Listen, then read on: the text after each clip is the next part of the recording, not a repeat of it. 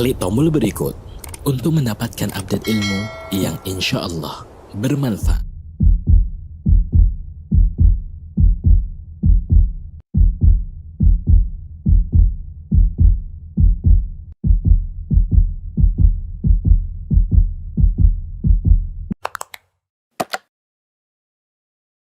Catat dan mari kita persiapkan hati, meluruskan niat untuk mendapatkan dan menerima ilmu yang akan diberikan sebentar lagi.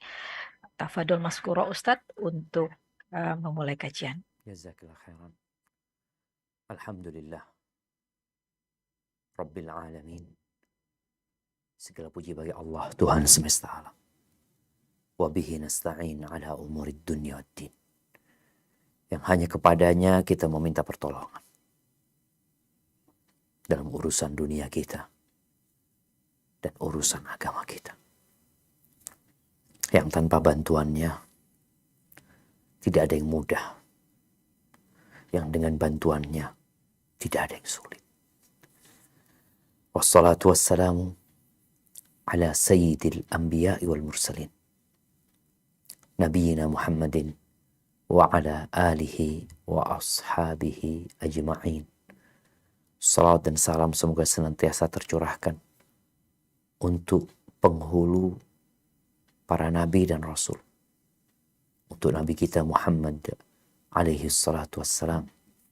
Dan untuk keluarga beliau, istri-istri beliau, putra-putri beliau, dan untuk seluruh sahabat nabi. Semoga Allah meridai kita bersama mereka. Amma ba'd. Ahibati fillah.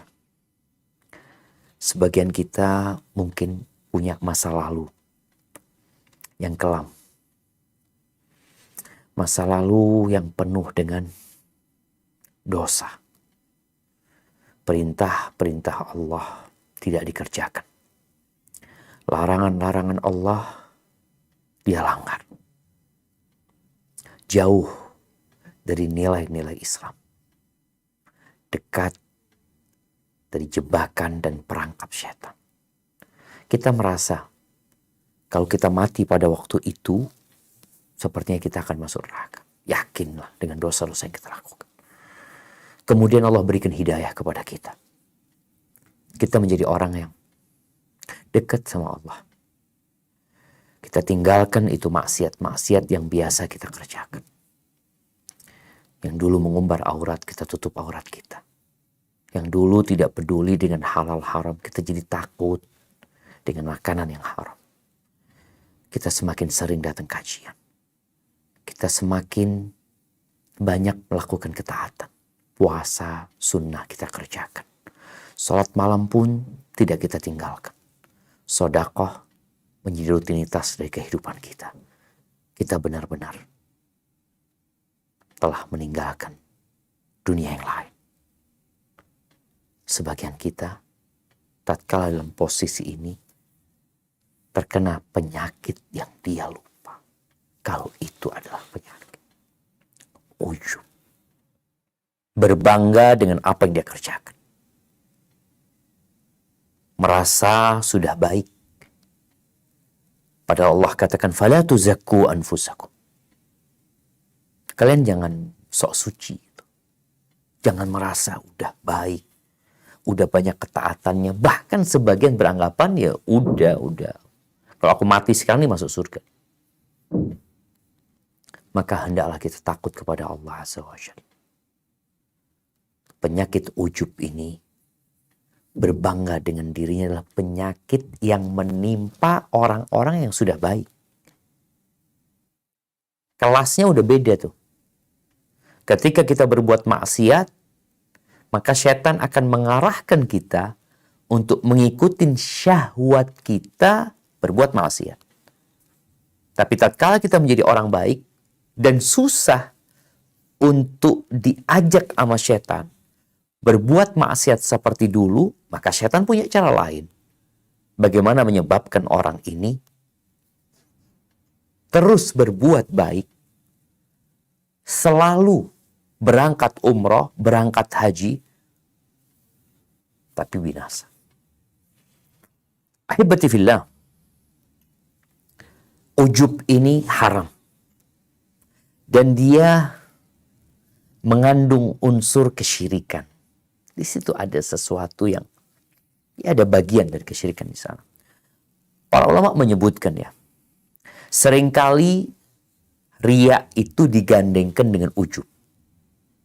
Riya, ujub. Riya itu, di situ ada unsur menyekutukan Allah dengan makhluk. Di mana tatkala kita beribadah, kita berharap pujian, sanjungan, kita pamer sama orang tuh supaya dilihat. Bukan untuk Allah Azza wa Jalla. Adapun ujub, di situ ada bentuk menyekutukan Allah dengan dirinya sendiri. Dia merasa bangga dengan yang dia lakukan, dengan ibadah yang dia kerjakan. Dengan amal soleh yang dia terus melakukannya. Dan inilah kondisi orang yang sombong. Jadi ujub itu tatkala dia merasa dirinya sudah baik, di situ dia akan sampai sebuah titik dia meremehkan orang lain. Karena dia merasa udah baik, orang ini kayaknya pada nggak benar semuanya ya. Itu kondisi orang yang sombong. Orang yang riya itu tidak mewujudkan firman Allah yang setiap sholat dia baca, Iyyaka na'bud, hanya kepadamu kami beribadah. Itu ikrar kita. Tapi ternyata dalam realita kita bukan hanya kepada Allah. Kita beribadah memang, kita berbuat baik, tapi kita menginginkan pujian dan sanjungan dari manusia. Maka kita belum mewujudkan keikhlasan buat Allah Azza wa Jalla. Dan orang yang ujub itu tidak mewujudkan firman Allah, wa iyyaka nasta'in, dan hanya kepadamu kami meminta pertolongan. Orang yang ujub itu tidak mewujudkan hal ini. Karena sejatinya orang yang ujub itu merasa dirinya udah baik. Bahkan dia merasa mungkin telah memiliki jasa dan budi atas agama ini. Dia yang berbuat ini, dia yang melakukan ini. Sebagaimana ada orang-orang yang mengungkit-ungkit jasa mereka. Barang siapa yang mewujudkan firman Allah, Iyyaka na'bud, dia akan keluar dari lingkup riya. Karena hanya kepada Allah dia beribadah. Gak ada urusan mau dipuji orang, mau disanjung orang, mau dicela orang, mau dimaki orang, mau dikenal sama orang, mau gak dikenal orang, mau dilihat, mau gak dilihat. Iyyaka na'bud. Karena memang hanya kepada Allah dia beribadah. Maka orang yang mewujudkan Iyyaka na'bud akan keluar dari lingkup riya. Dan orang yang mewujudkan wa iyyaka nasta'in akan keluar dari lingkup atau dari lingkaran ujub. Ahibati fillah, di dalam Al-Quranul Karim dan di dalam sunnah Nabi SAW ada begitu banyak arahan-arahan, penjelasan agar kita menghindari ujub. Contoh firman Allah di surat Taubah ayat 25. Apa kata Allah Azza wa Jalla? Nah, coba kita baca. A'udzu billahi minasy syaithanir rajim. Laqad nasarakumullahu fi mawatin katsiratin wa yawma Hunainin idz a'jabatkum kasratukum falam tughni ankum syai'a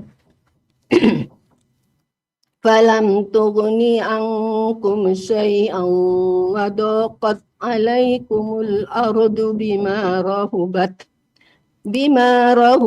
thumma wallaitum mudbirin.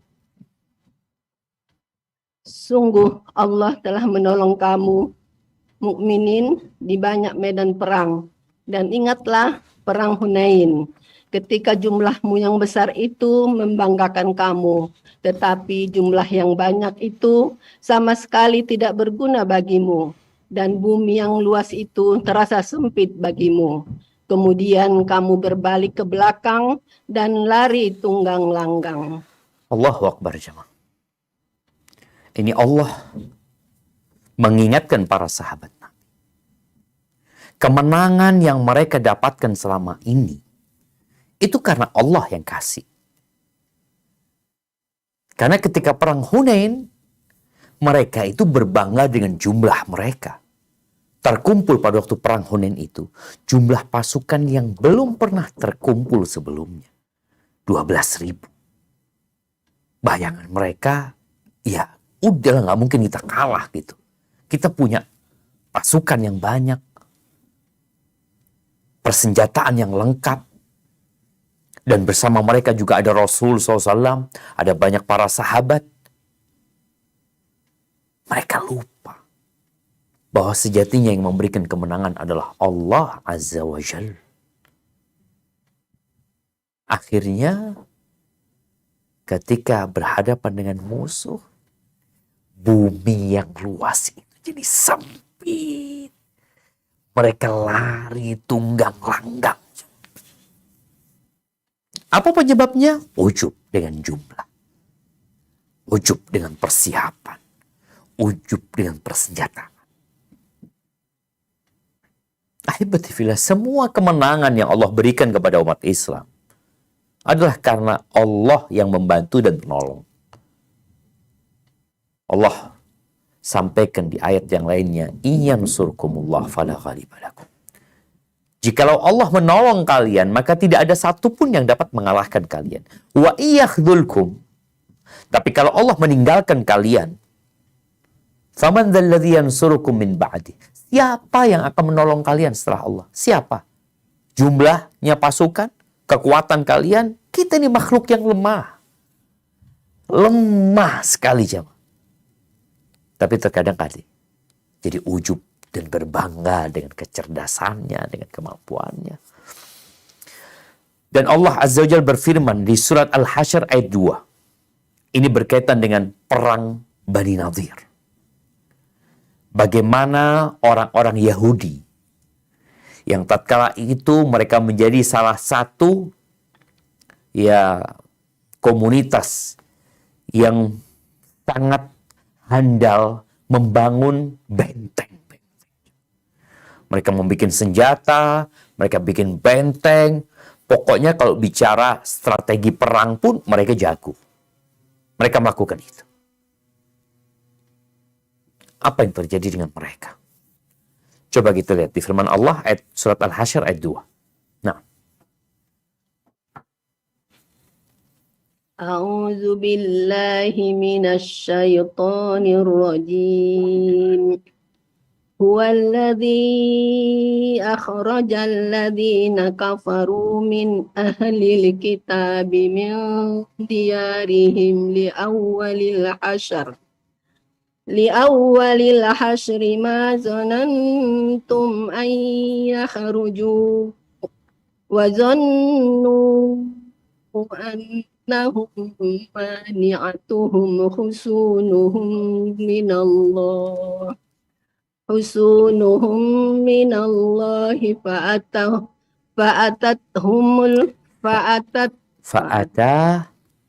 fa'atahumullah. Nah. Faqadhafa fi qulubihimur ru'ba yukhribuna buyutahum bi aydihim wa aydil mu'minin. Wa'tabiru ya ulil absar. Dialah yang mengeluarkan orang-orang kafir di antara ahli kitab dari kampung halamannya pada saat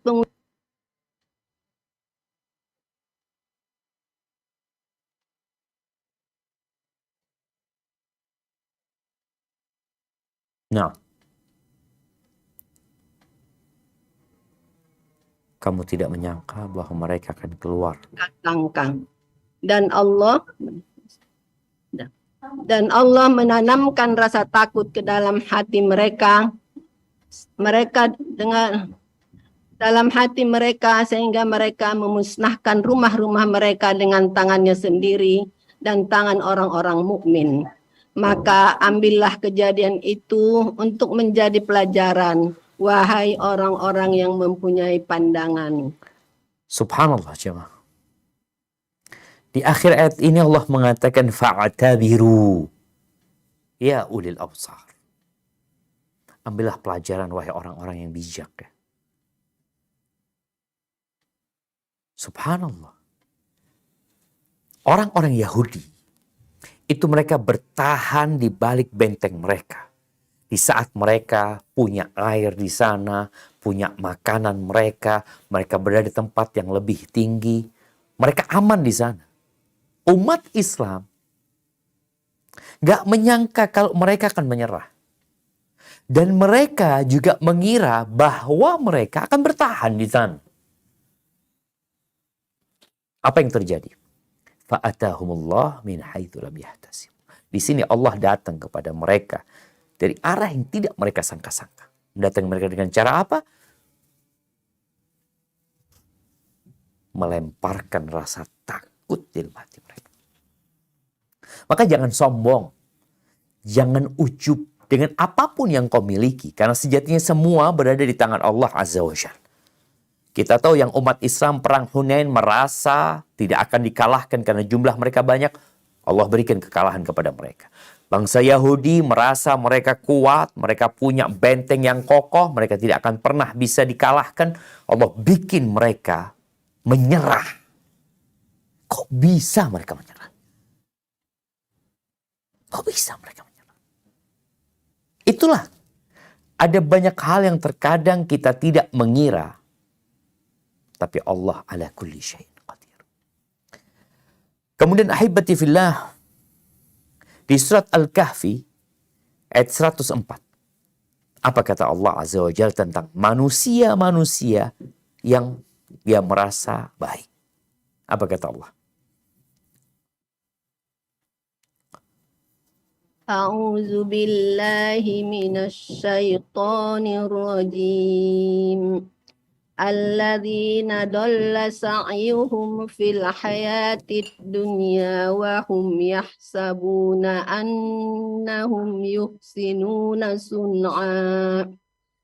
Yaitu orang-orang yang sia-sia perbuatannya dalam kehidupan dunia, sedangkan mereka mengira telah berbuat sebaik-baiknya. Allahu Akbar. Ini Allah berbincang tentang orang-orang yang merugi. Siapa mereka? Mereka orang yang tersesat sebenarnya. Tapi mereka ujub. Jalannya nggak benar tapi ujub. Ini ujub dengan amalan. Mereka mengira mereka telah berbuat baik. Jadi orang ujub ini boleh jadi dengan amalan yang dia salah, boleh jadi dengan amalan yang dia benar. Jadi ada orang ujub dengan kesalahan dia, padahal yang dilakukan adalah kesesatan ya, yang tidak benar, tapi dia juga bangga gitu, merasa benar ya.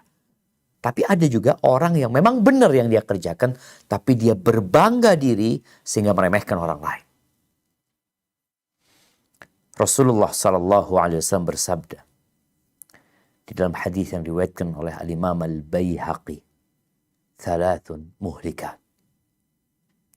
Ada 3 perkara yang membinasakan. Syuhun muta', kekikiran yang diikutin, yang dipatuhi. Orang tuh cinta sama harta. Dan ambisi itu jadi orang kaya. Orang kalau sudah mengikuti kekikiran dia, kebakhilan dia gak akan sedekah. Yang ada dalam benak dia adalah menimbun, menabung, mengumpulkan. Kapan mengeluarkan? Allahu a'lam. Syuhun muta'. Yang kedua, wahawan muttaba'. Hawa nafsu yang diikuti. Kita punya keinginan. Dan keinginan manusia itu berbeda dengan kebutuhan. Kebutuhan kita terbatas. Terbatas sekali. Dan subhanallah. Kalau bicara pakaian, kita butuh pakaian. Berapa engkau butuh pakaian? Handphone, kita butuh handphone. Berapa engkau butuh handphone? Makanya orang itu bisa beli. Mungkin ada orang kaya bisa beli 100 handphone. Tapi dia nggak beli. Kenapa? Anda butuhnya 1. Ya dia beli 1. Tapi kalau bicara keinginan, oh enggak. Dia punya handphone, dia mau ganti lagi, mau ganti lagi. Ya, ada hawa nafsu ini. Yang diikuti. Itu akan menghancurkan kita. Maka kita harus mengontrol hawa nafsu kita. Yang ketiga, wa'ijabul mar'i binafsihi. Kagumnya seseorang kepada dirinya sendiri. Ujub. Kagumnya seseorang kepada dirinya sendiri, baik itu kepada nasabnya, baik itu kepada ketampanannya, kecantikannya, baik itu dengan akalnya, IQ-nya, dengan kepandaiannya, kecerdasannya, dengan hartanya, dengan mobil, dengan apa saja. Pokoknya orang itu ujub jadinya dengan diri dia sendiri. Ini dapat membinasakan dia. Dia lupa bahwa dia tidak lain adalah air mani. Yang hina sebenarnya. Yang dia tidak akan mampu melakukan apapun dalam kehidupan ini. Kecuali dengan Allah memberikan kekuatan kepada dia. Aibatifillah, gimana cara kita agar tidak terkena ujub?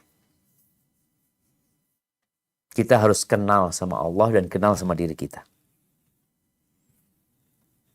Karena orang yang kenal sama Allah dan tahu dengan dirinya, maka dia tidak akan ujub.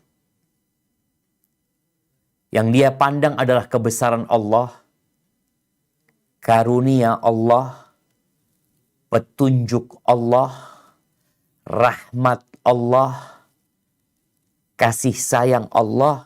Itu yang dia lihat. Karena semuanya dari Allah.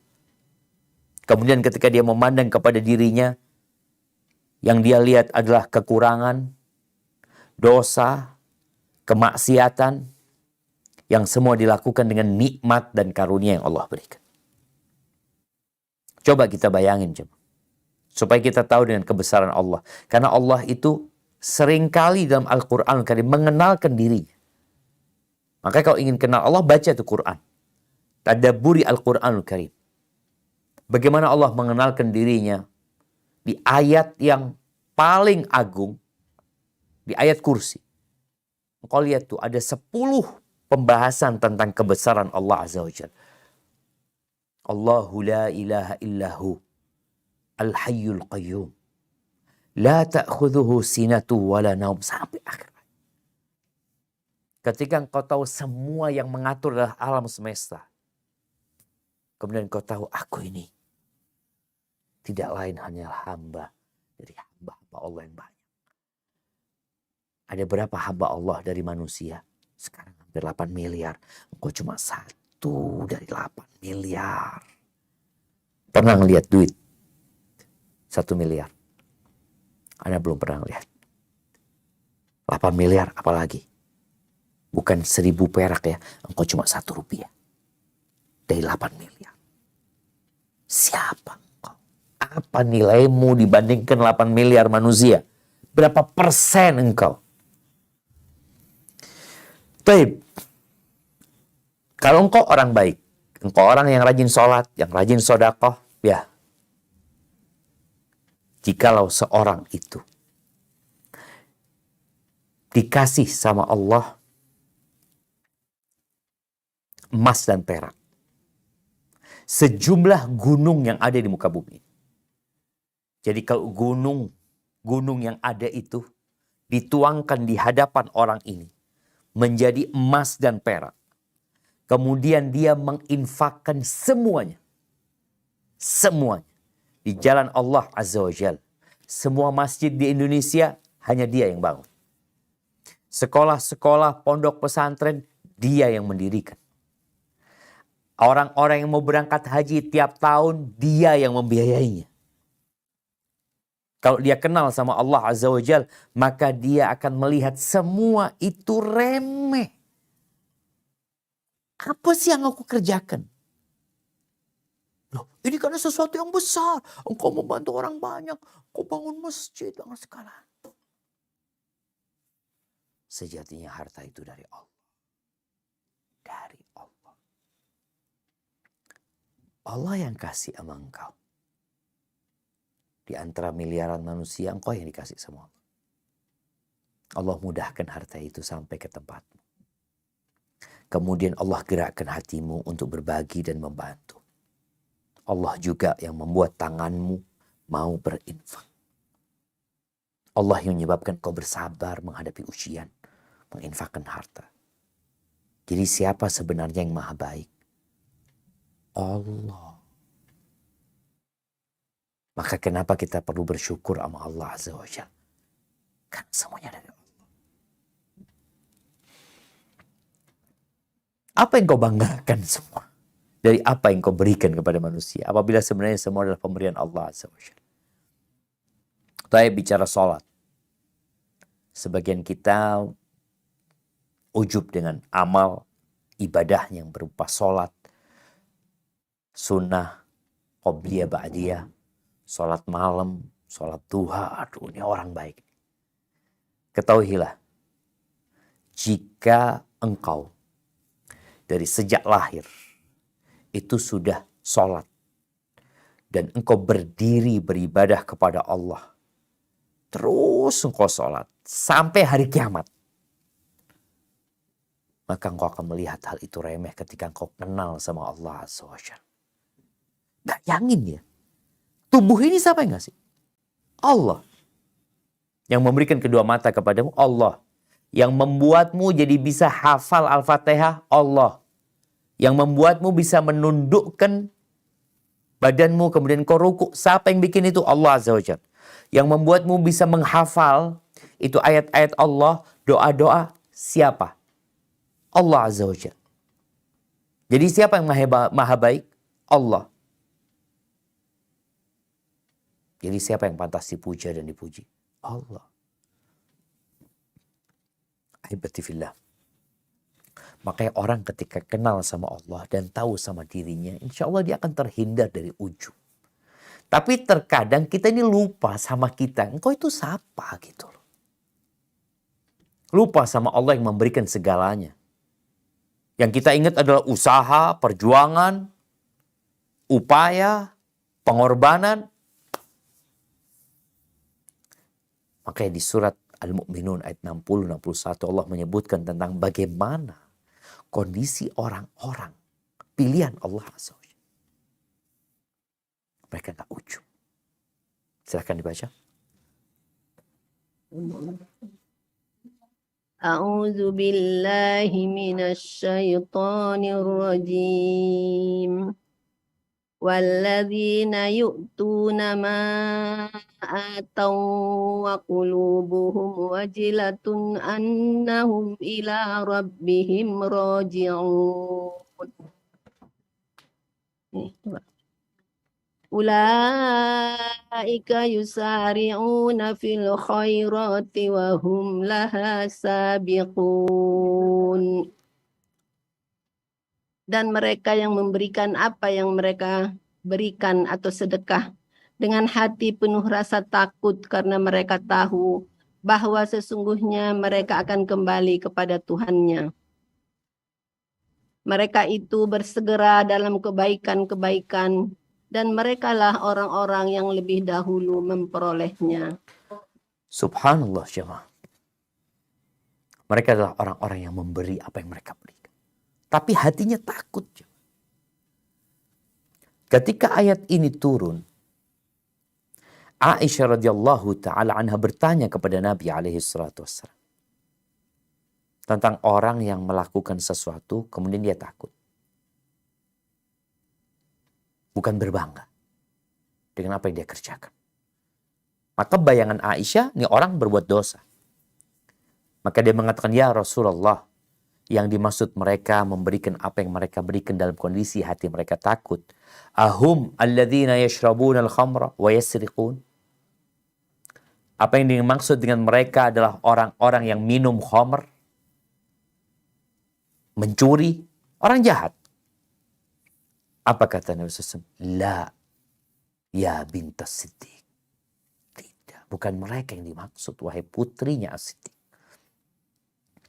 Walakinnahum alladzina yasumuna wa yusalluna wa yatasaddaqun wa hum yakhafuna an la yuqbala minhum.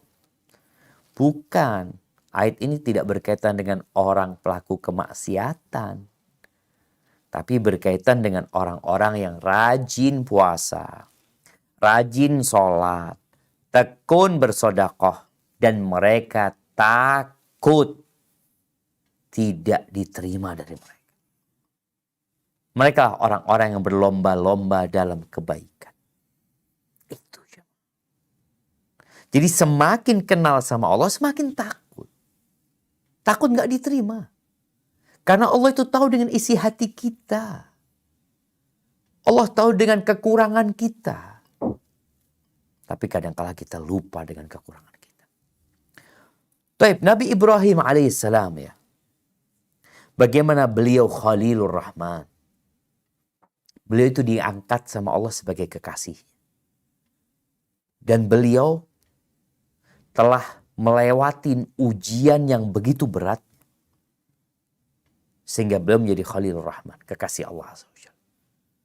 Apakah kemudian tatkala beliau berada di maqam sebagai Khalilur Rahman, beliau menjadi ujub? Enggak, jemaah. Kita lihat firman Allah di surat Al-Baqarah ayat 127. Apa kata Allah Azza wa Jalla tentang Nabi Ibrahim?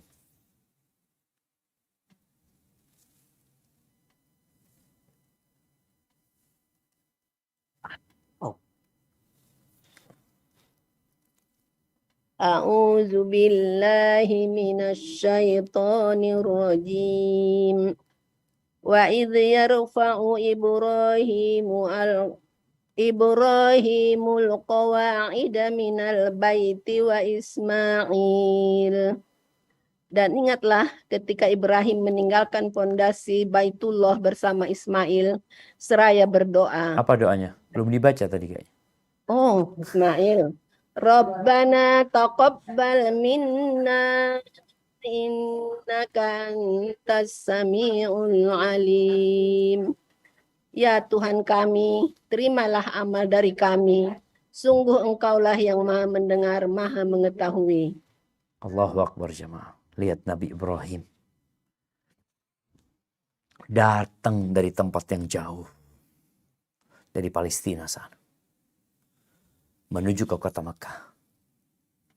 Berjumpa dengan putranya Ismail. Kemudian diperintahkan sama Allah untuk membangun, meninggikan bangunan Ka'bah. Rumah ibadah yang pertama kali Allah letakkan di muka bumi ini. Nabi Ibrahim yang meninggikan bangunan. Bersama Ismail. Apa yang diucapkan oleh Nabi Ibrahim? Oh, ini bangunan saya. Ini saya yang bangun bersama anak saya. Sebagian orang mungkin berbangga dengan jasa-jasa dia. Itu masjid saya yang bangun, itu sekolahan saya yang sumbang, itu tanah saya yang beli. Ada banyak kebaikan yang dia lakukan. Sehingga menyebabkan dia jadi berbangga diri. Nabi Ibrahim bangun Ka'bah nih. Yang bakal menjadi kiblat umat manusia. Lalu beliau berdoa mengatakan, Rabbana taqabbal minna. Wahai Rabb kami, terimalah dari kami. Innaka antas sami'ul alim. Sesungguhnya engkau maha mendengar dan maha mengetahui. Sebagai bentuk kekhawatiran, kecemasan, amalnya nggak diterima. Kenapa? Karena beliau kenal sama Allah. Sehingga beliau takut. Sebagian kita merasa sudah berjasa. Wuhaib ibn Ward. Wuhaib ibn Ward ini salah seorang ahli ibadah. Juga perawi hadis dari tabi'ut tabi'in. Dia menangis jemaah ketika dia membaca ayat yang tadi kita baca, yang di Al-Baqarah ayat 127, wa idh yarfa'u Ibrahimul qawa'ida minal baiti wa Ismail Rabbana taqabbal minna innaka antas sami'ul alim. Menangis Suhaib ini. Lalu dia berkata, ya Khalil Rahman, ya wahai kekasihnya Allah, wahai Ibrahim ini, tarfa'u qawaimal bait, tarfa'u qawaima baitir Rahman. Engkau sedang mengangkat, meninggikan pondasi bangunan rumahnya Allah Ar-Rahman. Wa anta mushfiq an la yutaqabbal minka. Dan engkau takut gak diterima dari engkau. Subhanallah. Ya, tapi itulah kuncinya. Ketika orang tahu diri, insya Allah gak ujub dia. Dan dia kenal sama Allah pencipta alam semesta ini. Ada yang kenal sama Abu Bakar Siddiq radhiyallahu ta'ala anhu. Abu Bakar Siddiq ini jamaah dijamin masuk surga. Dan dia adalah manusia yang paling mulia setelah para nabi dan rasul. Abu Bakar Siddiq. Jadi Abu Bakar itu bukan hanya orang yang paling mulia di umat Nabi Muhammad SAW. Tapi sepanjang hidup ini, setelah para rasul dan nabi, yang paling mulia itu Abu Bakar Siddiq radhiyallahu ta'ala. Dia pernah datang kepada Nabi SAW sebagaimana diriwayatkan Imam Bukhari. Lalu dia berkata, "Alimni du'aan ad'u bihi fi salati." Ajarkan kepada aku ya Rasulullah sebuah doa yang aku panjatkan di dalam salatku. Kira-kira apa doa yang Nabi berikan kepada dia? Doa minta rizki, minta derajat yang tinggi di surga Allah, minta kamar-kamar di surga Allah. Apa kata Nabi SAW? Qul, katakan wahai Abu Bakar, Allahumma inni zalamtu nafsi zulman kathir. Wa la yaghfiru dhunuba illa anta. Faghfir li maghfiratan min indika warhamni innaka antal ghafurur rahim. Abu Bakar nih jemaah. Ya Allah, diajarin doa ini sama Nabi SAW. Apa doanya? Ya Allah, sesungguhnya aku mendolimin diriku sendiri dengan kezaliman yang banyak. Dan tidak ada yang dapat mengampuni dosa kecuali Engkau. Maka ampuni aku dengan pengampunan dari sisimu. Dan sayangi aku, kasihi aku. Sesungguhnya Engkau Maha Pengampun dan Maha Pengasih. Mungkin sebagian kita kalau dikasih doa ini mengatakan, oh ini kayaknya Ustadz menyangka ana banyak dosanya. Abu Bakar Siddiq radhiyallahu ta'ala anhu dididik sama Nabi SAW dengan pendidikan yang begitu sempurna. Pernah suatu hari Nabi SAW mengatakan, Man asbaha minkumul yawma sa'iman. Siapa yang hari ini berpuasa? Kata Abu Bakar, ana. Man asbaha minkum tasaddaqa ala miskin.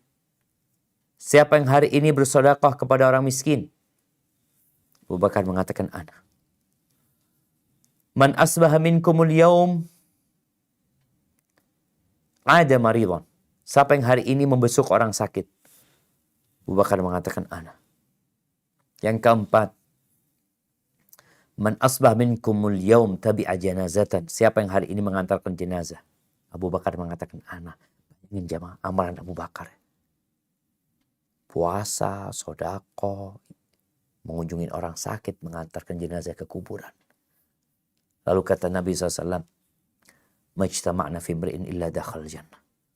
Tidaklah 4 hal itu terkumpul dalam diri seseorang melainkan dia akan masuk surga. Namun ketika Abu Bakar minta doa, dikasih doa minta ampun. Doa yang isinya pengakuan kepada Allah akan kezaliman yang dilakukan oleh dirinya. Ini doa untuk dibaca ketika sholat. Allahumma inni zalamtu nafsi zulman kathir. Abu Bakar doanya kayak gitu. Ya Allah, sesungguhnya aku menzalimi diriku dengan kezaliman yang banyak. Banyak. Sebagian kita merasa dosanya dikit. Merasa mungkin gak punya dosa. Merasa udah bersih dan suci.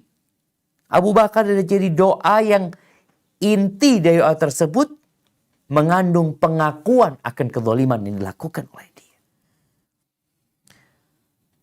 Setelah kita mengenal Allah Azza wa Jal dan berdoa memohon kepada Allah Azza wa Jal, yang ketiga kita perlu berjuang.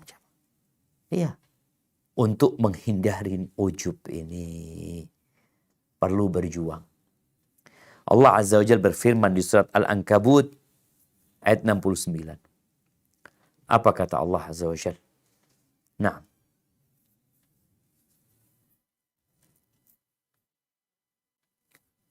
Ini.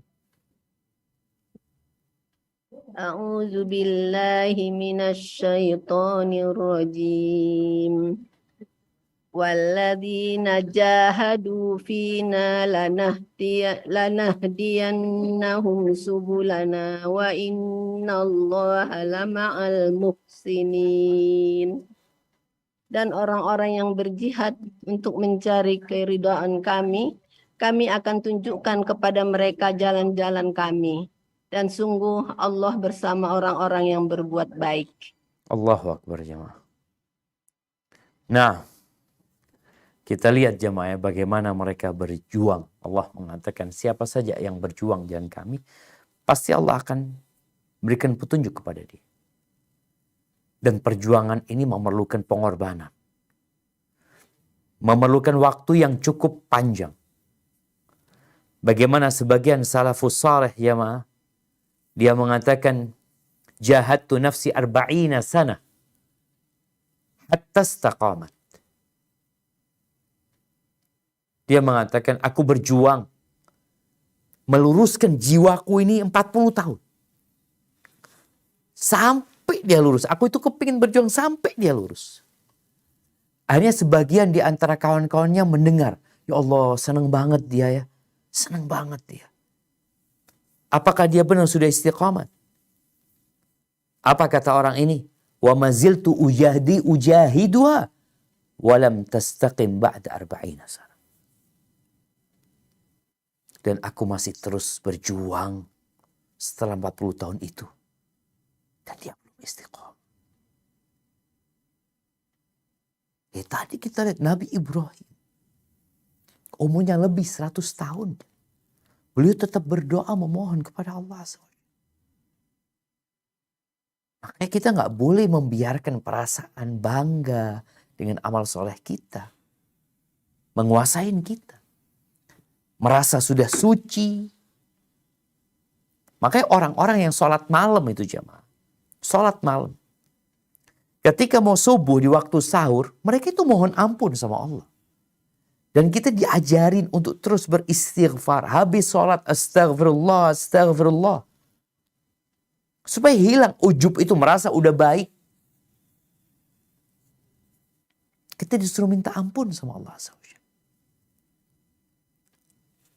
Dan di surat An-Nazi'at ayat 40-41 apa kata Allah Azza wa Jalla? A'udzu billahi minasyaitonir rajim. Wa amma man khafa maqama rabbih wa nahan nafsa 'anil hawa fa inna jannata hiyal ma'wa. Dan adapun orang-orang yang takut kepada kebesaran Tuhannya dan menahan diri dari keinginan hawa nafsunya, maka sungguh surgalah tempat tinggalnya.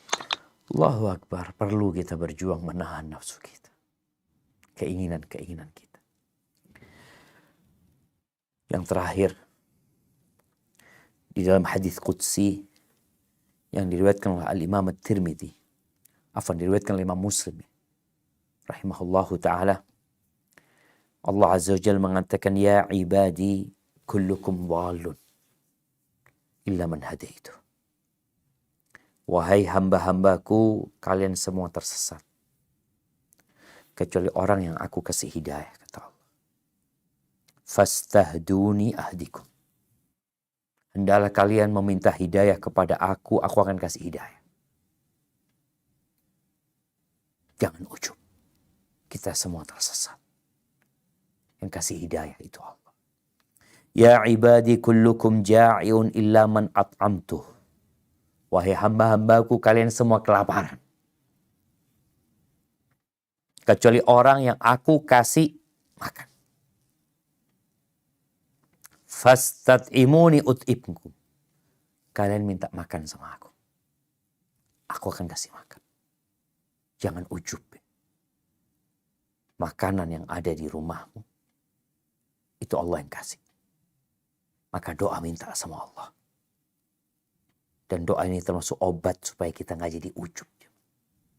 Merasa karena usaha ini, karena Allah yang kasih. Ya ibadi kullukum arin illa man kasautu. Wahai hamba-hambaku, kalian semua telanjang.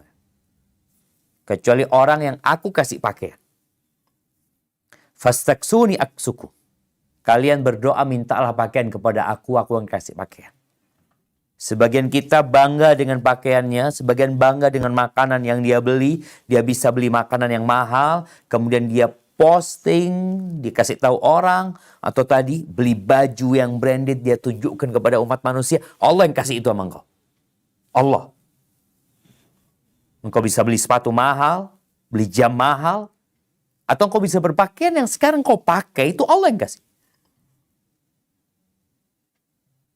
Maka mintalah pakaian kepada aku. Aku akan kasih, kata Allah. Ya ibadi, innakum tukhti'una bil-laili wan-nahar. Wahai hamba-hambaku, kalian itu terus-terusan berbuat dosa siang malam, malam siang. Wa ana aghfirudz dzunuba jami'an. Dan aku mengampuni semua dosa. Fastaghfiruni aghfir lakum. Kalian beristighfarlah. Memohon ampun kepada aku ampuni kalian. Jangan sok suci. Kita lihat jam. Allah itu mengingatkan kita ini makhluk yang berlaku dosa. Siang malam berbuat dosa.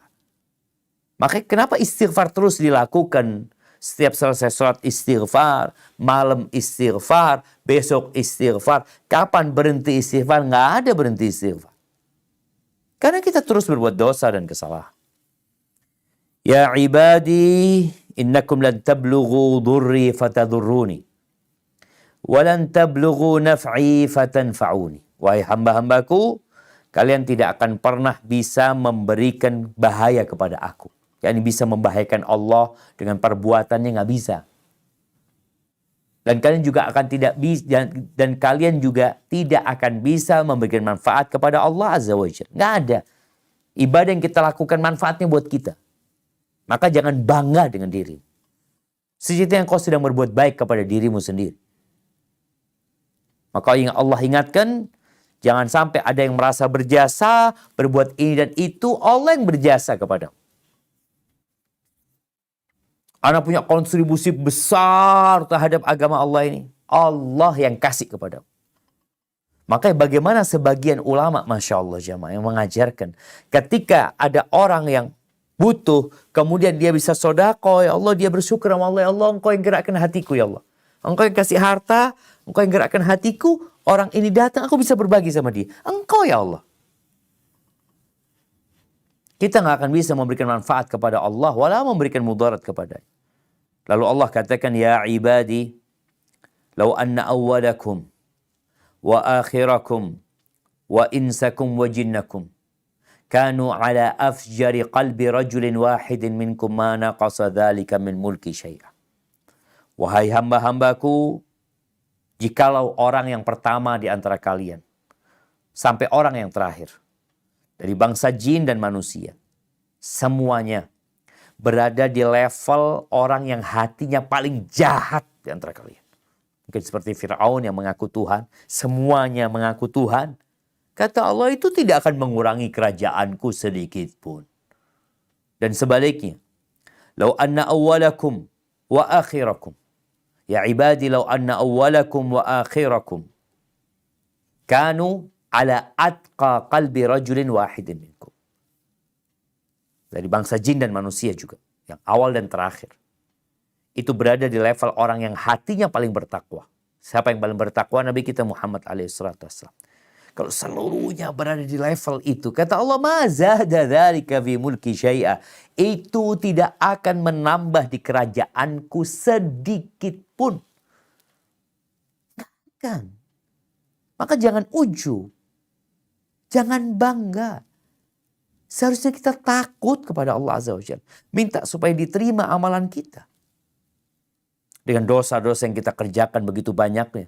Dan kita berbuat ketaatan pun karena Allah yang memberikan taufik kepada kita.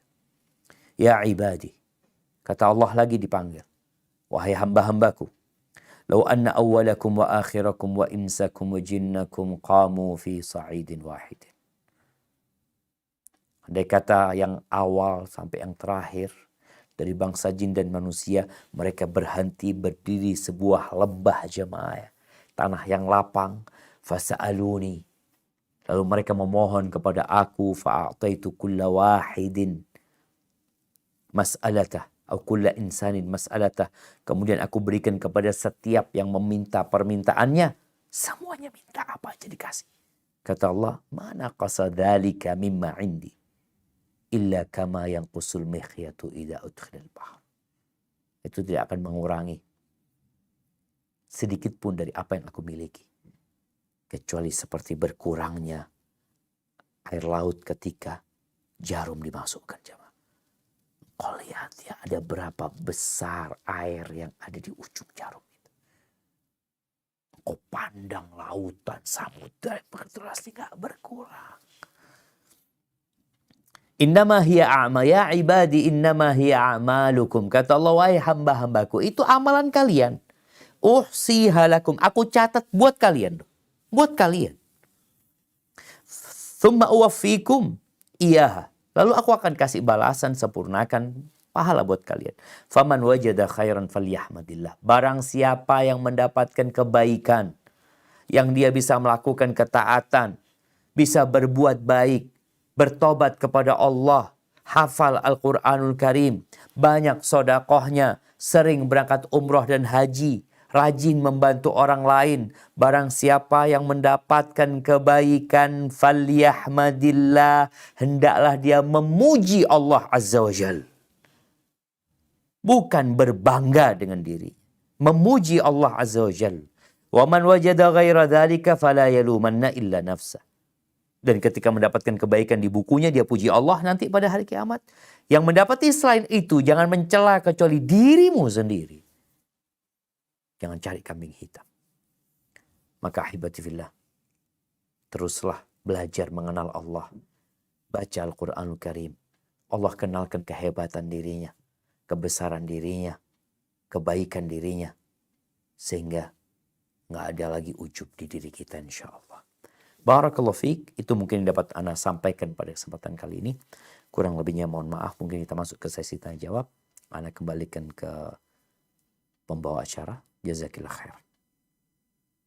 Alhamdulillah wa jazakumullah khair. Barakallahu fiik Ustadz atas paparannya dan ilmu yang telah dibagikan, dan izin Ustadz untuk membacakan pertanyaan pertama.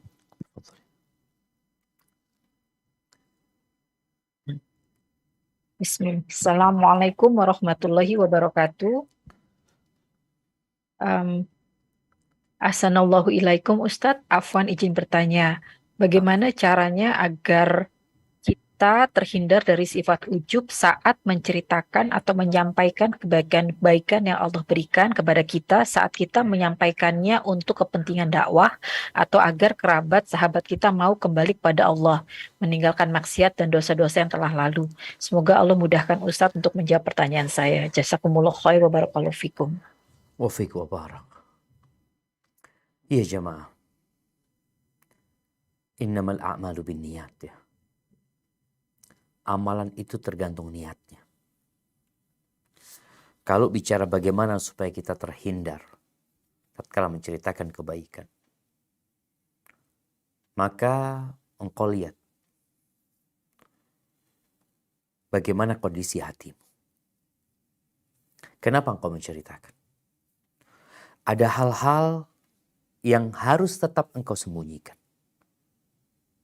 Kalau bicara hal-hal yang mungkin memotivasi dia, kalau mungkin gak harus cerita dari dirimu, engkau boleh menceritakan dengan nama orang lain.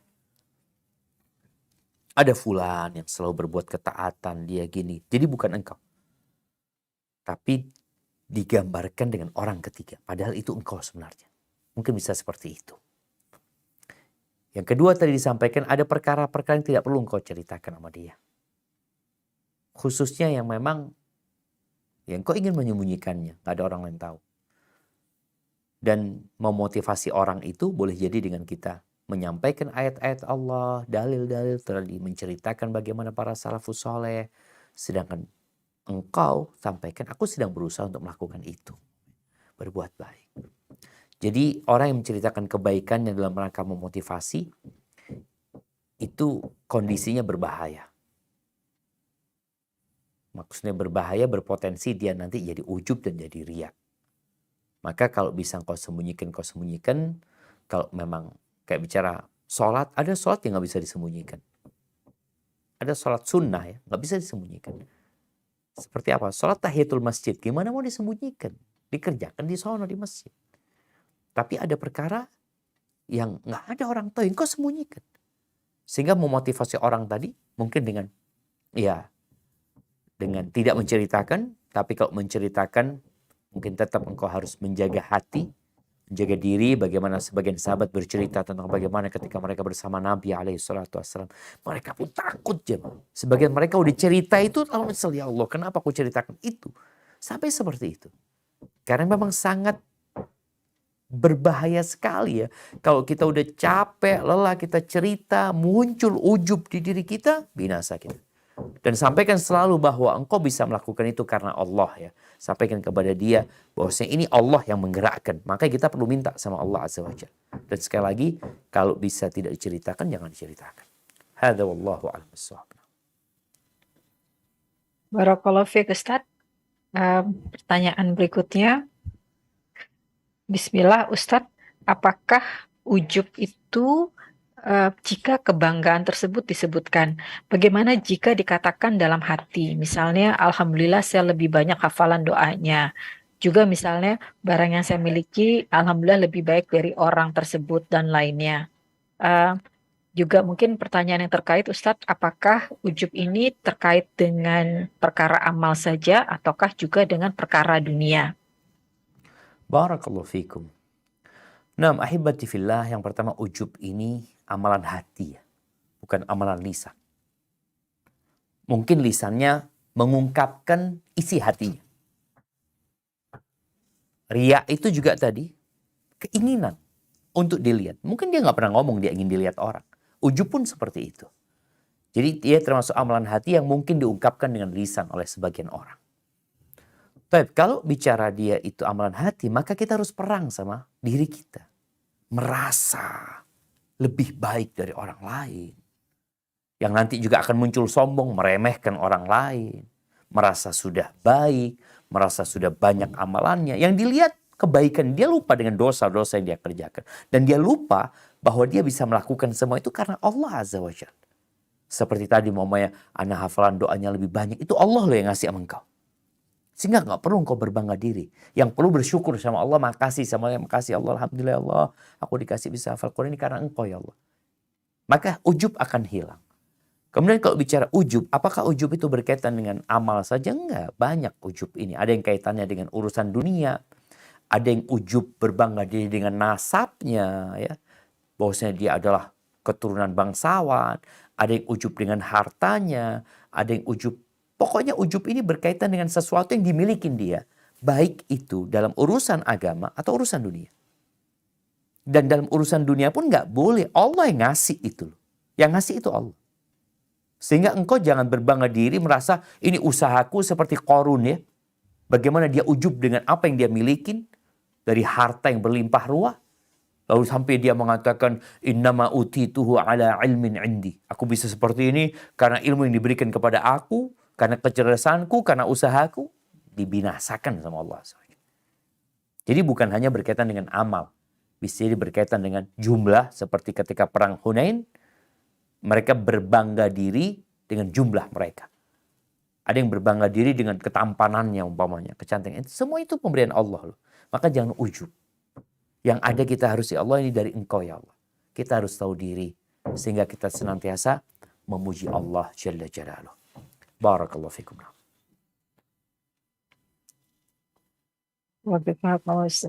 Jazakallah khair Ustaz. Dan berikutnya kita akan terima dari jamaah untuk bertanya langsung. Yang raise hand, Afwan, Ukti satu pertanyaan dan sebisa mungkin sesuai dengan tema. Tafadholi Ukti Tias Alifa.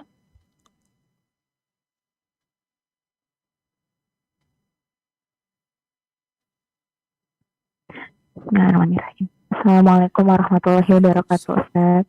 Waalaikumsalam warahmatullahi wabarakatuh. Ahlan wa sahlan. Barakallahu fi ilmunya, Ustaz. Afwan izin bertanya, apa tandanya kalau amal ibadah yang kita lakukan itu diterima oleh Allah, dan bagaimanakah hukumnya kalau kita menunjukkan amal ibadah kita kepada orang lain dengan tujuannya untuk mengajak agar bisa beribadah bersama? Mohon bimbingannya, Ustaz. Jazakallahu khair. Allahu Akbar jemaah. Ya. Kalau bicara tanda-tanda amalan itu diterima sama Allah Subhanahu wa taala. Yang pertama, ada yang berkaitan dengan amal itu sendiri. Di mana kita harus memenuhi persyaratannya. Syarat dan ketentuannya. Kalau syarat dan ketentuannya terpenuhi, kita berharap diterima. Syaratnya itu yang pertama ikhlas, yang kedua sesuai dengan aturan. Orang yang umroh, orang yang haji, yang puasa, yang sholat, apabila dia memenuhi kriteria 2 tadi, harapannya diterima. Yang kedua, para ulama menyebutkan ya, di antara tanda diterimanya amalan itu, kita nggak kembali berbuat dosa setelah ketaatan. Kita berusaha untuk istiqamah. Kemudian juga mereka mengatakan adanya rasa takut di diri kita. Takut tidak diterima. Jadi orang beramal takut tidak diterima, harapannya diterima sama Allah SWT. Maka ada harap-harap cemas di diri kita. Kemudian ada taufik dari Allah untuk berbuat ketaatan setelah itu. Artinya kita berbuat baik, lalu Allah kasih bimbingan, ya Allah berbuat baik lagi, Allah makasih banyak ya Allah, dibimbing lagi untuk berbuat baik lagi. Seperti itu.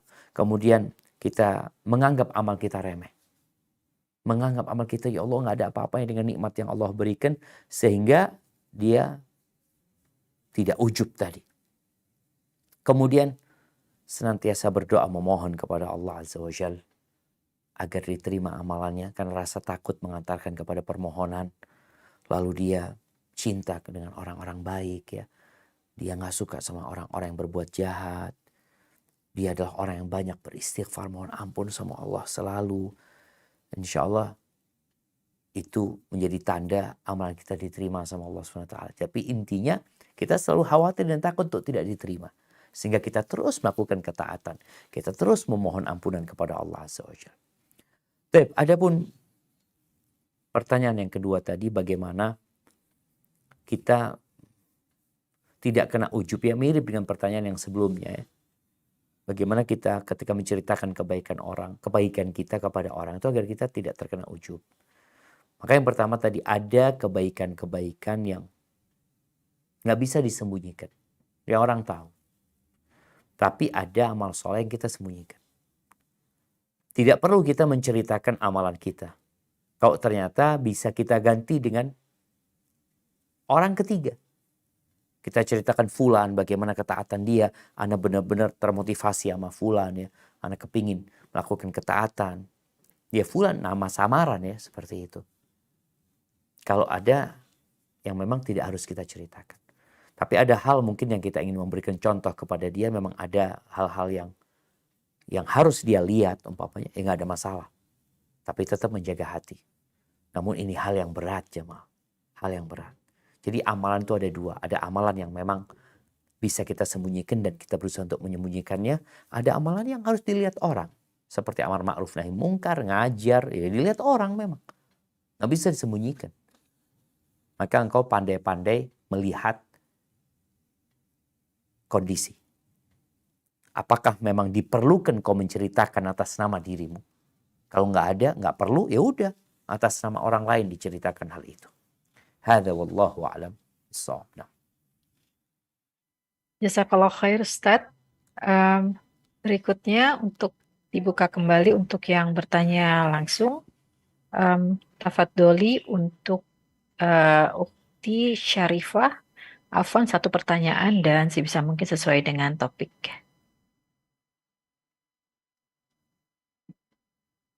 Assalamualaikum warahmatullahi wabarakatuh, Ustadz. Waalaikumsalam warahmatullahi wabarakatuh. Ahlan wa sahlan. Semoga Ustadz dan tim kajian selalu dalam lindungan Allah dan diberi kemudahan serta kesehatan oleh Allah. Izin bertanya, Ustadz, kalau misalnya kita sudah berterima kasih terhadap orang atau saudara lah, itu udah berterima kasih atas apa yang diberikan berupa barang atau ditraktir makan gitu. Nah, terus di statusin gitu di WA. Tapi kita memuji Allah, apakah itu termasuk ria atau ujub, Ustadz? Gimana? Apa? Yang bikin status itu siapa? Kita. Kita dikasih atau ditraktir makan, Ustadz, oleh saudara atau teman atau orang lain gitu. Sudah berterima kasih secara langsung. Namun kita bikin status gitu tentang Siap. Alhamdulillah gitu, dapat ini dari Allah gitu. Apakah itu termasuk ujub atau ria ya Ustadz? Mohon penjelasannya. Barakallahu fiik, jazakallahu khairan. Assalamualaikum. Waalaikumsalam warahmatullahi wabarakatuh. Naam, ahibati fillah. La yashkurullah man la yashkurun nas. Pesan Nabi SAW, tidak berterima kasih kepada Allah orang yang tidak berterima kasih kepada orang lain. Jadi disyariatkan kita berterima kasih kepada orang lain. Membalas kebaikan orang tersebut. Mengucapkan jazakumullahu khairan. Bagaimana setelah kita berterima kasih, kemudian kita bikin status ya. Ini kembali kepada niat. Innamal a'malu binniyat. Kita disuruh menceritakan nikmat yang Allah berikan kepada kita. Boleh jadi kita ingin berbagi kebahagiaan sama orang lain. Ingin mengatakan alhamdulillah aku dapat nikmat sama Allah, dari Allah Azza wa Jalla. Tapi juga kadang-kala niat kita bercampur. Kita ingin berbangga diri dengan apa yang kita dapatkan. Maka benar-benar kita harus jaga hati. Kalau tidak harus diposting, kalau umpamanya Ana dapat sesuatu. Oke, kebutuhan Ana ini adalah berterima kasih kepada yang memberi. Maka lebih baik engkau bikin video, posting, ucapkan jazakumullah khair kepada orang yang memberi, kepada orang yang berbagi. Daripada kita bikin status yang dilihat oleh banyak orang yang terkadang, ya niat kita benar. Terkadang hal ini membuat yang memberi jadi terjatuh dalam riya nanti. Yang awalnya alhamdulillah dia nggak ada yang tahu, tahu-tahu dia mengatakan jazakallah khair, ini semua macam-macam sama dia. Maka harus benar-benar pandai menata hati kita, menyusun niat kita. Tatkala tadi kita membuat hal itu dalam rangka kita bersyukur kepada Allah, menceritakan kepada orang, dan orang mungkin kalau kita dikasih mobil nih atau dikasih motor, alhamdulillah ini kasih motor sama orang-orang baik ya. Sehingga orang bisa pinjam motor kita. Kita ngomong itu ya mungkin ada teman-teman yang butuh sehingga dia bisa meminjamnya. Jadi lihat manfaat dan maslahatnya. Karena termasuk dari kebaikan seorang dalam beragama itu meninggalkan sesuatu yang tidak ada perlunya. Hadza wallahu a'lam bissawab. Barakallahu fiik Ustaz. Afwan Ustaz, terkait dengan tadi pertanyaan dan ulasan Ustadz, ini ada juga yang terkait Ustadz, Anda bacakan. Assalamualaikum Ustadz, semoga Ustadz selalu dalam lindungan Allah. Amin ya robbal alamin. Ustadz, alhamdulillah dengan pertolongan Allah, Ana sudah mengetahui banyak tentang bagaimana seharusnya menata hati, termasuk ujub berbangga hati. Namun Ustadz, mengapa berat sekali menerapkannya? Terkadang tidak niat untuk ujub, namun tiba-tiba rasa itu muncul saat datangnya pujian dari orang sekitar. Apa yang harus Ana lakukan? Apakah beristighfar cukup, atau perlukah kita menolak pujian dari teman tersebut? Barakallahu fiik, Ustadz. Wa fiik wa barak. Nah, jamaah. Jadi kalau bicara berat, bagaimana sebagian di antara mereka 40 tahun berjuang. Apakah setelah 40 tahun itu jadi lurus? Tetap masih berjuang. Makanya Allah Azza wa Jalla mengatakan wa'bud rabbaka hatta ya'tiyakal yaqin. Beribadalah kepada Allah, kepada Tuhanmu sampai datang kematian. Maka kita kalau bisa menyembunyikan amalan kita sembunyikan. Tapi memang ujub ini bukan berkaitan dengan amal yang kelihatan. Karena kalau berkaitan dengan amal yang kelihatan nanti jadi riya ya. Artinya kita jadi ingin dipuji, ingin disanjung. Tapi ujub itu berbangga dengan diri sendiri. Tanpa ada orang yang tahu. Engkau merasa sudah baik, engkau merasa sudah banyak melakukan ketaatan.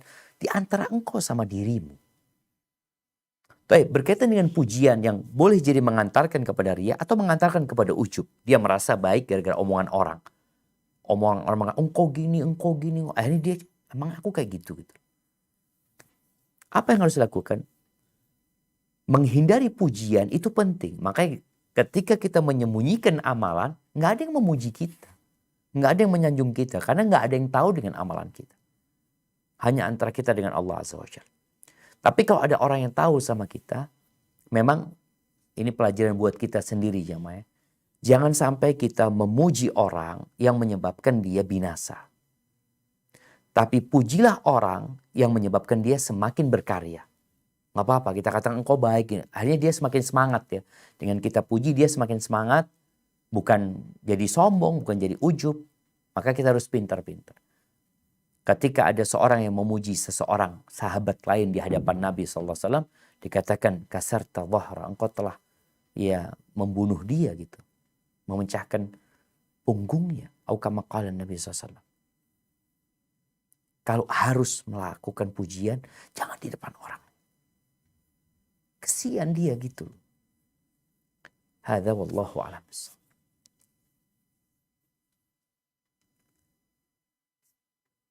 Barakallahu fiik Ustadz. Berikutnya kembali lagi untuk dibuka pertanyaan langsung. Afwan, satu pertanyaan dan sesuai tema untuk Ukhti Zulfa. Tafadholi Ukhti.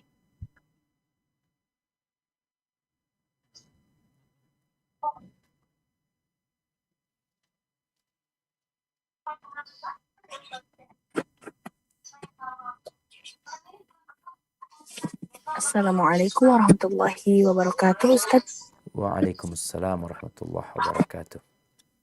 Nah, Ustaz, sebelumnya jazakallah khairan atas ilmunya. Semoga Allah balas kebaikan Ustaz. Ustaz, Ana izin bertanya mengenai ketika kita dipuji. Maksudnya dipuji itu berlebihan dan sampai-sampai ada orang yang berekspektasi tinggi tentang kita. Padahal kita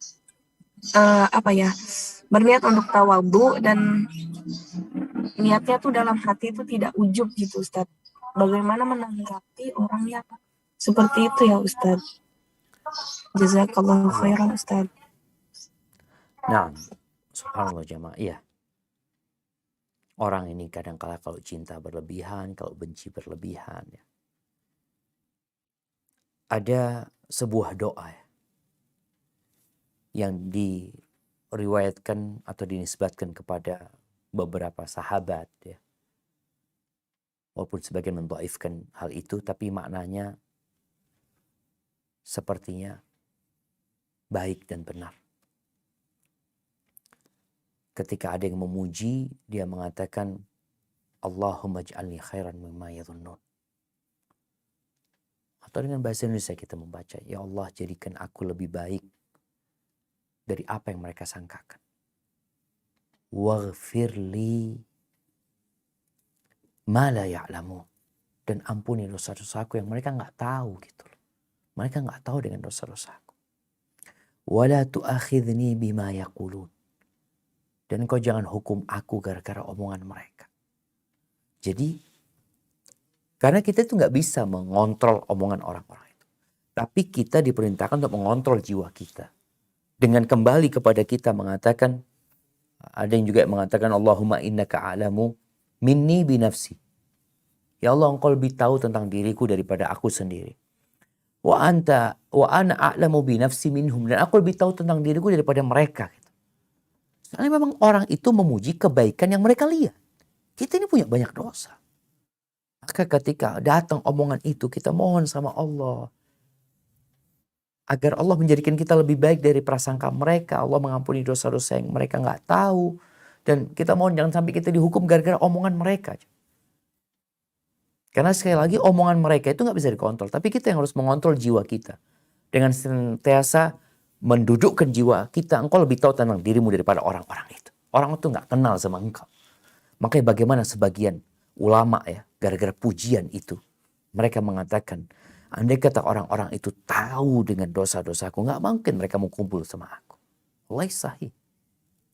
Dari banyaknya dosa yang kita lakukan. Makanya kenapa Nabi ajarkan doa kepada Abu Bakar Siddiq radhiyallahu taala anhu. Allahumma inni zalamtu nafsi dzulman katsir. Ya Allah, sesungguhnya aku banyak menzalimi diriku dengan kezaliman yang banyak. Supaya hilang gitu pujian-pujian orang mental, kita lebih tahu tentang diri kita daripada mereka. Seperti itu. Jadi kita nggak perlu ngomong aku nggak kayak gitu, udahlah omongan orang itu. Kadang-kadang nanti datang lagi kita bela-bela tentang diri kita, datang lagi ujub. Kok ngomong kayak gitu semakin orang-orang yakin kok orang baik. Enggak, Allah lebih tahu tentang diri kita daripada kita sendiri. Dan kita lebih ngerti diri kita daripada orang-orang tersebut. Dan kita punya banyak dosa. Makanya kita perlu bermuhasabah. Muhasabah itu penting sehingga kita tahu kualitas keimanan kita. Kita tahu dengan kekurangan diri kita. Semakin kita kenal sama Allah. Kalau memang pujian mereka itu benar, kita mengatakan ini karena Allah. Sampaikan antara kita sama Allah. Ya Allah, engkau yang memberikan taufik kepadaku itu ya Allah. Kalau bukan karena engkau, aku gak akan bisa melakukan itu. Jadi terus kita berperang sama bisikan-bisikan buruk itu untuk menjadi lebih baik. Barakallahu fikum. Jazakallah khair Ustaz. Saya akan bacakan pertanyaan berikutnya Ustaz. Bismillah. Afan Ustadz izin bertanya, apakah jika kita menitipkan sedekah kepada seseorang dan beliau yang dititipkan selalu menyebut-nyebut nama yang sudah menitipkan sedekah, apakah sebaiknya terus menitipkan kepada beliau atau tidak? Khawatir timbul ujub karena selalu disebut nama-nama yang sudah bersedekah. Ini ada juga pertanyaan serupa Ustadz karena alasannya saat mereka meminta nama pada saat kita bersedekah karena untuk mengirimkan doa terima kasih yang akan didoakan dengan anak-anak santri. Jadi namanya harus disebut lengkap. Mohon nasihatnya Ustaz. Barakallahu fiik. Naam ahibati fillah. Pertama, kalau kita ingin menyembunyikan sedekah kita, ya udah. Kita sampaikan kepada orang yang kita titipin, engkau sampaikan kepada mereka dari hamba Allah. Gak perlu mereka tahu aku. Hanya aku sama engkau. Artinya kita gak bisa sembunyi-sembunyi kan. Berarti ada orang yang tahu. Tapi satu orang yang tahu lebih baik daripada banyak orang nantinya. Sehingga antara kita sama dia. Maka gak ada masalah engkau lanjutkan untuk memberi kepada lewat orang itu. Tapi dengan catatan tadi. Engkau titip pesan. Gak perlu engkau sebutkan namaku. Engkau cuma katakan dari hamba Allah. Oh mereka mau mendoakan, ini sudah terserah mereka doakan hamba Allah yang memberi. Nggak harus ada nama. Karena ya ini demi menjaga hati kita jamaah. Nggak perlu engkau putuskan dan kadang-kadang kita perlu ngasih tahu orang juga. Ngasih nasihat orang. Orang tuh sudah kau harus ikhlas ya. Kalau bisa aku sembunyikan, aku nggak lewat engkau, aku kasihkan. Cuma karena aku nggak punya akses ke sana, aku lewat engkau. Jadi memang kalau kita bisa langsung tanpa ada yang tahu, itu akan lebih baik. Tapi tadi kadang-kadang kita nggak punya akses. Dia yang tahu rumah orang-orang itu. Sedangkan kita mungkin punya banyak kesibukan yang nggak mampu untuk menyampaikan hal itu secara sendiri ya. Hadza wallahu a'lam bissawab. Barakallahu fiik Ustaz. Apakah masih ada waktu Ustaz? Boleh 2 pertanyaan lagi mungkin? Nah, alhamdulillah. Baik, tafadholi untuk yang bertanya langsung, Ukti Anastasia, Afwan 1 pertanyaan dan sebisa mungkin sesuai dengan topik.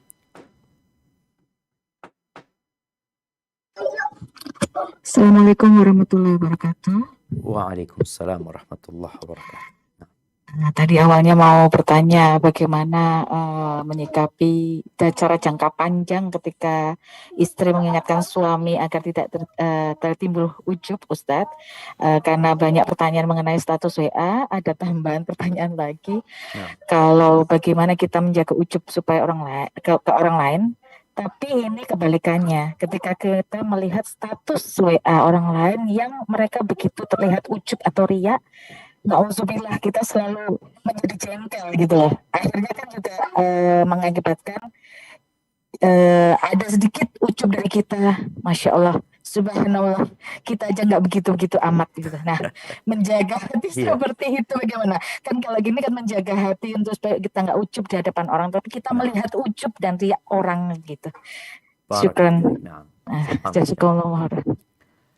Yang pertama, kita harus menghindari berburuk sangka sama saudara kita.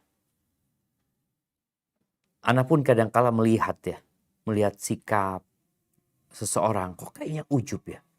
Kita harus segera istighfar. Ya Allah, mungkin itu perasaan ana. Mungkin ana yang berburuk sangka sama dia. Itu kan urusan dia sama Allah Azza wa Jalla kalau dia ujub. Kita sebagai seorang muslim berbaik sangka sama dia. Seperti apa baik sangka kita? Ya mudah-mudahan dia melakukan itu demi memotivasi orang lain. Dia melakukan itu kadangkala demi menceritakan nikmat Allah yang Allah berikan kepada dia. Ada orang yang mengatakan, Ustaz, alhamdulillah Ustaz, ana dikasih taufik sama Allah, bisa sholat malam Ustaz ya. Ini itu. Dalam hati kecil ana, ya mudah-mudahan itu sebagai bentuk syukur dia kepada Allah. Dan semoga dia dihindarkan dari ujub. Jadi kita bukan menuduh dia ujub, apalagi menuduh dia riya. Karena kita tahu ini masalahnya masalah amalan hati. Boleh jadi yang nampak seakan-akan ujub. Karena orang-orang munafik itu jemaah. Ketika melihat Nabi SAW mengumpulkan sodakoh ya, untuk dalam salah satu peperangan, contohnya perang Tabuk. Itu kalau datang orang dengan uang yang banyak kepada Nabi SAW, mereka kan ngomongin, ini riya. Kalau datang dengan yang sedikit, aduh cuma sedikit buat apa? Tak butuh Allah dengan hal itu. Jadi kita perlu menghindari hal itu. Karena itu sifat orang-orang munafik. Mereka akan menuduh yang bersodakoh banyak itu riya. Dan mereka akan meledek ya. Yang sodakohnya sedikit, ada cuma segitu di sodakoh. Maka kita perlu menghindari hal itu. Dengan cara berbaik sangka. Ketika kita melihat orang itu bersedekah terang-terangan, ya mudah-mudahan dia melakukan itu demi memotivasi yang lainnya. Atau memang kondisi yang membuat dia sedekah terang-terangan. Karena ketika perang Tabuk, itu sahabat datang di hadapan Nabi SAW. Utsman bawa duit itu. Sebagian sahabat bawa di hadapan Nabi SAW. Maka kita perlu berbaik sangka sama mereka. Lalu kalau tadi, kadang-kadang kan kitanya yang jadi melihat, ya Allah kok kayak gitu ya, aku aja gak kayak gitu. Padahal merasa lebih baik dari dia, itu bermasalah. Jadi kita perlu benar-benar menata hati kita. Tatkala melihat orang yang mungkin lebih tua dari kita, kita melihat dia mungkin banyak ketaatannya. Orang yang melakukan ketaatan, kita juga berbaik sangka semoga dia ikhlas lillahi ta'ala. Karena kita tidak akan dihisap tentang urusan orang. Kita akan dihisap tentang urusan kita sendiri. Barakallahu fikum. Jazakallah khair Ustaz. Pertanyaan terakhir. Assalamualaikum warahmatullahi wabarakatuh. Waalaikumsalam warahmatullahi wabarakatuh. Semoga Ustadz dan keluarga selalu dalam lindungan Allah Subhanahu wa Ta'ala. Ustadz, Afwan mohon nasihatnya bagaimana dengan hal yang terjadi dengan diri saya. Saya sering sekali berkata, saya kurang atau tidak bagus dalam satu ibadah, tapi saya merasa lebih baik di ibadah lainnya, namun semata-mata adalah untuk memotivasi diri saya sendiri sehingga bisa menjadi lebih baik. Apakah ini juga terjerumus dalam ujub? Karena terus terang sangat sulit untuk memaksakan diri beribadah kecuali dengan mengingat apa yang sudah saya pernah capai sehingga yang lainnya semoga insya Allah juga bisa menjadi lebih baik seperti ibadah yang saya merasa sudah lebih baik. Masya Allah. Mohon Barakallah nasihatnya, fiik. Ustaz. Barakallah fiik. Naam jamaah. Iya. Semua orang itu atau setiap orang itu punya kelebihan. Makanya pintu surga itu ada 8. Ada pintu khusus buat orang-orang yang rajin tekun puasa sunnah. Namanya Ar-Rayyan. Ada pintu sholat buat orang-orang yang rajin sholat sunnah. Ada pintu buat orang-orang yang rajin sedekah. Ada pintu buat orang-orang yang rajin menuntut ilmu. Terus bagaimana kondisi kita? Tatkala kita tidak bisa melakukan sebuah ibadah, kita jangan merasa ana baik dalam hal ini. Tapi yang kita rasakan, ya Allah bantulah aku untuk merasakan ibadah semuanya itu ya Allah. Bantulah aku ya Allah. Ketika kita baik dalam satu ibadah, kita harus tahu itu juga Allah yang kasih. Bukan ana dalam ibadah ini lebih tekun, ana mampunya. Jangan bicara ana. Tapi katakan Allah memberikan karunia Allah ya. Allah berikan karunia kepada aku bisa ibadah itu. Tapi aku yang itu belum bisa ya Allah, bantulah hamba ya Allah. Jadi kemudian kita mengembalikan semuanya kepada Allah. Karena la haula wa la quwata illa billah. Jadi kalimat ana, kalimat aku ini perlu kita hindari. Karena boleh jadi mengantarkan kepada ujub. Saya itu ini. Katakan ya Allah, Allah berikan kepada aku. Karunia aku bisa beribadah itu ya Allah, engkau ya Allah. Kenapa yang itu engkau gak kasih ya Allah, minta ya Allah. Jadi dia terus bergantung sama Allah, memohon kepada Allah. Dengan cara itu semoga dia selamat dari ujub ya. Intinya kita perlu mengenal Allah dan mengenal diri kita sendiri. Kemudian kita banyak-banyak berdoa memohon kepada Allah Azza wa Jal. Dan terus berjuang. Karena siapa saja yang berjuang, Allah akan kasih ganjaran. Itu mungkin yang dapat Ana sampaikan. Kurang lebihnya mohon maaf. Subhanakallahumma bihamdika. Asyhadu an la ilaha illa anta astaghfiruka wa atubu ilaik. Ana kembalikan ke moderator. Jazakillah khairan. Alhamdulillah binikmatihi tatimus sholihat. Jazakallah khair wa barakallahu fiik Ustadz untuk waktu dan ilmu yang telah diberikan pada kami. Insya Allah kami mohon doanya agar kami bisa mengamalkan ilmu dari kajian hari ini dan istiqomah. Amin ya rabbal alamin. Dan akhwat di Zoom, demikian kajian sisa kali ini. Afwan, tidak semua pertanyaan bisa dibacakan. Jazakumullah khair atas partisipasinya. Insya Allah kita akan bertemu kembali di kajian tematik dan rutin sisa berikutnya. Tafadholi untuk yang mau bergabung dengan grup komunitas Sisesa, nanti akan di-share di chat untuk linknya untuk mendapatkan update kajian-kajian yang kita adakan. Kita tutup dengan doa penutup majelis. Subhanakallah bihamdika. Subhanakallahumma wa subhanakallahumma wa bihamdika asyhadu an la ilaha illa anta astaghfiruka wa atubu ilaik. Assalamualaikum warahmatullahi wabarakatuh.